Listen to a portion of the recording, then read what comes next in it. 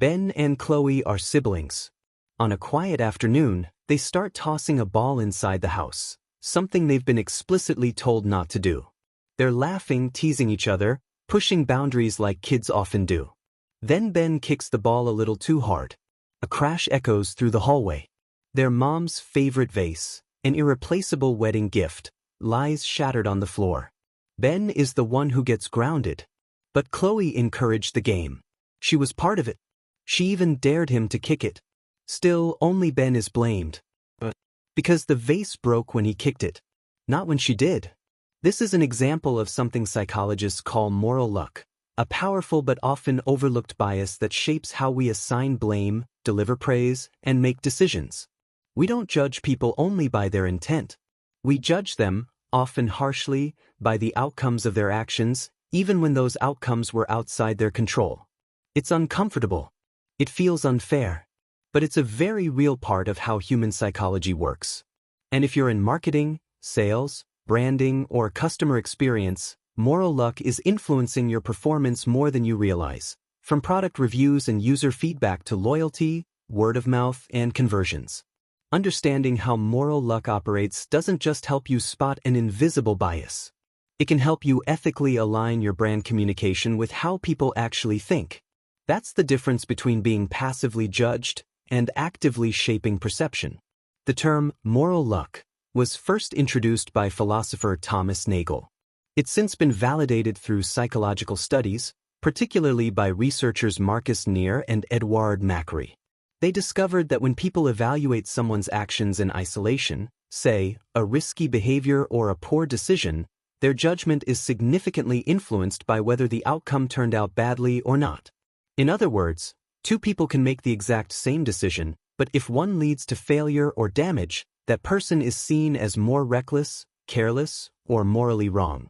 If the other gets lucky, we give them a pass, or even praise them. We like to think that we judge based on intent, but we don't. We judge based on results. This psychological tendency plays out in marketing constantly. A customer orders a product. It arrives late, through no fault of your own. Their delivery driver had a flat tire. But in that moment, the customer feels disappointed, maybe even angry. And they associate that disappointment with your brand.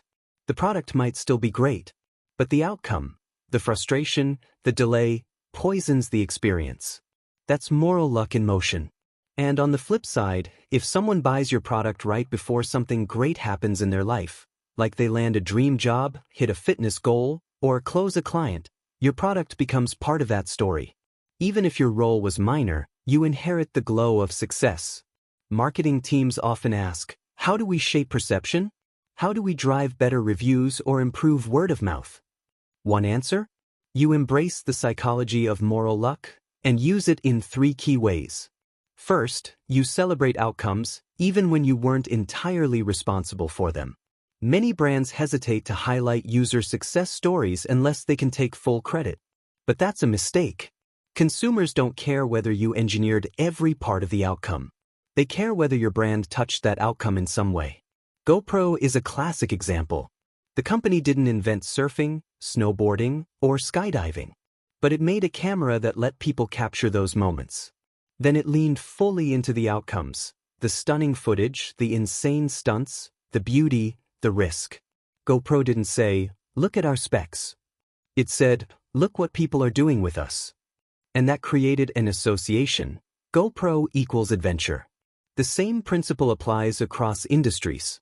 If your fitness apparel shows up in a photo of someone crossing the finish line at a marathon, even if your product had nothing to do with their training, that's a win you should amplify. Because humans judge brands by visible outcomes. Whether it's a customer using your software to land a client, your productivity app showing up in a top performer's YouTube setup, or your health bar getting tagged in a before and after weight loss photo, all of these are morally lucky moments that work in your favor. Share them. Don't overclaim credit, but don't underplay your role either. Let people connect the dots. We're wired to do that. Second, moral luck teaches us to have empathy for when things go wrong, especially when the cause is outside the customer's control. Marketers often assume that if someone bounces, churns, or leaves a negative review, it's because they didn't understand the product, didn't try hard enough, or weren't the right fit. But sometimes, people simply have bad luck. Maybe their budget got cut. Maybe their manager changed. Maybe their personal life threw them a curveball. Maybe their account was flagged or their browser glitched.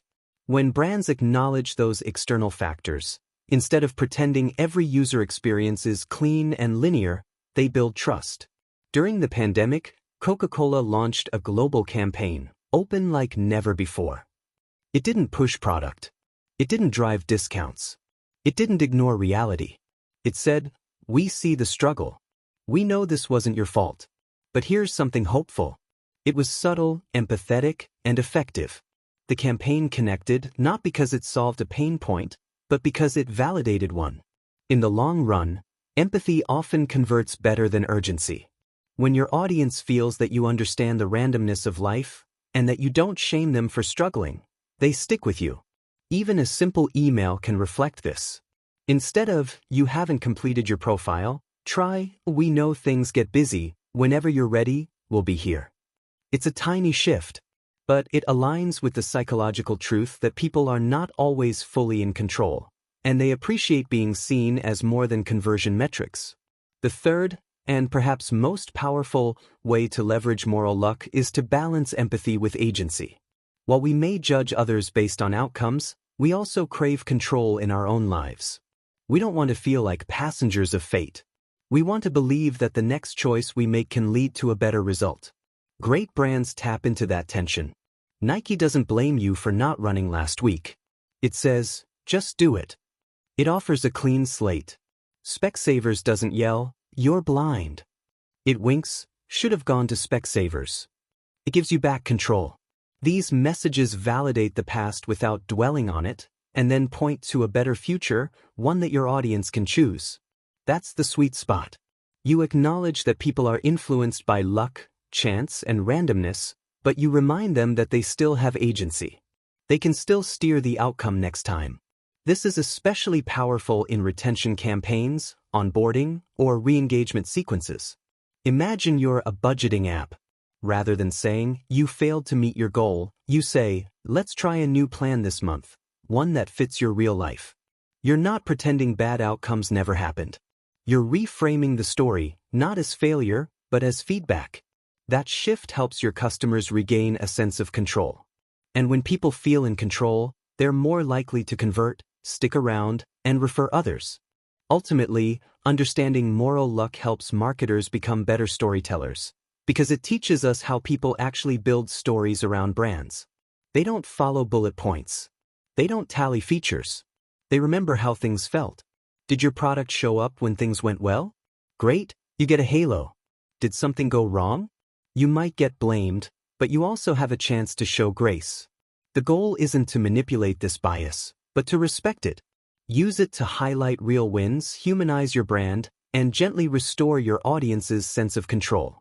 It's not about saying you deserve this success, or it's your fault you failed. It's about saying, "You were there, we were there. Something good happened, let's build on that." Or, "Things didn't go your way. We understand. Let's try again." So as you review your own marketing, your case studies, your landing pages, your emails, your product copy, ask yourself, are we celebrating outcomes in a way that feels authentic? Are we acknowledging when things go off course and showing empathy? Are we helping our audience feel like they can still choose a better path forward? Because when you align your messaging with how people actually think, not how we wish they thought, you earn trust. And trust is what converts casual visitors into loyal customers. Not just once, but over time. So here's your takeaway. People don't judge fairly. But they do judge predictably. They anchor to outcomes. They fill in blanks. They crave control. If you can understand that, and communicate with that in mind, you'll stop fighting buyer psychology and start unlocking it. What's one time you were blamed, or credited, for something outside your control? Let us know in the comments. We'd love to hear your story. And if this kind of psychology-driven insight helps you think differently about marketing, subscribe to Conversion Unlocked. Because the better you understand how people think, the better you'll convert.